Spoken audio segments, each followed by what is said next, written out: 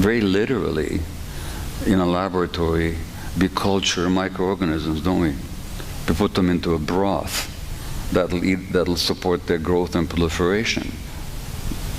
So if those microbes thrive and proliferate, we can say it's a healthy, nourishing culture. But if that broth was such that the microbes started dying off or started showing pathology, you'd call it a toxic culture. Now, what are you going to call a culture where 50% of adults, or 70% of adults, are at least on one medication? What do you call a culture in which 40% of adults are on 2 medications? What do you call a culture where, according to the New York Times headline article 3 weeks ago, there was about a teenager who was on 10 different psychiatric medications? It's insanity. And this is very common.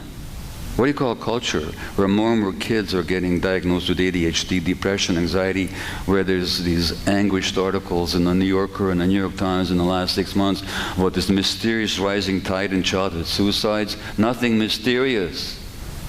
The culture is toxic. And it's toxic because it doesn't meet human needs. It doesn't teach us how to raise our children properly. When I say properly, I mean with the right understanding of what the child actually needs for healthy development, because it stresses parents, some parents more than others, of course. So this struggle, because it tells us, contrary to all the evidence, that our nature as human beings is to be selfish, aggressive, and greedy and acquisitive at the expense of everybody else. Look at it. When I didn't point this out, I'm quoting somebody. But when somebody does something selfish, what do we say? Oh, that's just human nature. Do we ever say that when somebody does something kind? And yet, if you ask yourself, in your body, when do you feel more at ease? When do you feel more relaxed? When do you feel an easing of tension? When you've done something kind and generous and authentically giving, or when you're grasping and exploitative and hostile? That's our nature. That's why we feel better when we're kind.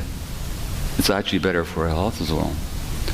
So when you live in a culture that tells you that the opposite is our nature, and its institutions and economic practices and political culture reflects that false view of human nature, you got a toxic culture with all the effects that we're seeing these days.